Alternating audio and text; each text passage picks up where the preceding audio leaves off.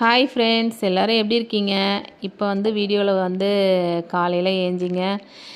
கொஞ்சம் சீக்கிரமாக ஏந்திரிக்கணும்னு நினச்சேன். பார்த்தீங்கன்னா டைம் ஆகிப்போச்சு. அப்புறம் வாசலில் கோலம்லாம் போட்டுட்டு அதுக்கப்புறம் ரொம்ப பனி பெய்யறனால குளிக்கிறதுக்கே ரொம்ப சோம்பேறியாக இருந்தது, ஒரு மாதிரி சோடையாக.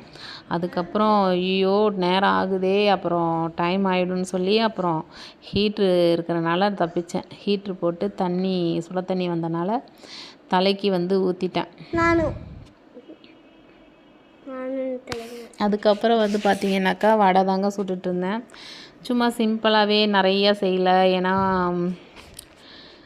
என்ன சொல்கிறது, ஒரு மாதிரி சோடையாகவே இருந்தது. உடம்புலாம் என்னன்னே தெரியல, அடித்து போட்ட மாதிரி வலிச்சனால அப்படியே ஒரு மாதிரி இன்றைக்கி சிம்பிளாக ஆனால் செஞ்சேன். ரொம்ப அதிகமாக செய்யலை.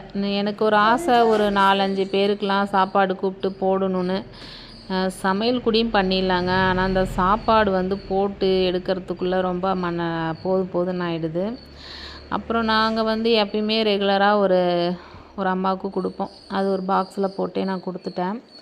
முருங்கைக்காய், நாட்டு முருங்கைக்காய் கிடச்சிது. நாட்டு முருங்கைக்காய் சாம்பார், ரசம், அப்புறம் பார்த்திங்கனாக்கா சாதம், பருப்பு இலைக்கு எடுத்து வச்சேன். அப்புறம் வடை சுட்டேன். வடை கூடயுமே பார்த்திங்கன்னா 50 பருப்போ மிஞ்சி போனால் 100 பருப்பு தான் இருக்கும். அப்படியே மிக்சிலே அரைச்சி வடை சுட்டுட்டேன். அதுக்கப்புறம் இலை நம்ம மரத்துலே இருந்த வாழை இலை,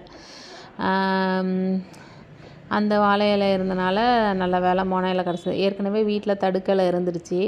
அதனால் மொளை இலை மட்டும் அறுத்துக்கிட்டோம். அப்புறம் உருளைக்கிழங்கு வறுத்தாச்சு.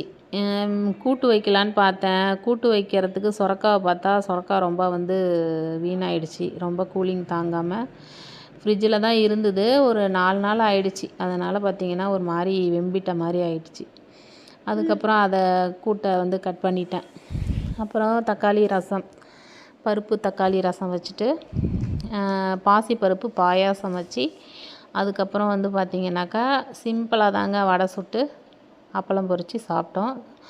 இன்னொன்று, முருகருக்கு இந்த தினம் விரதம் இருக்கிறது ரொம்ப சிறப்பு. நீங்கள் வேண்டினதெல்லாம் நடக்கும்.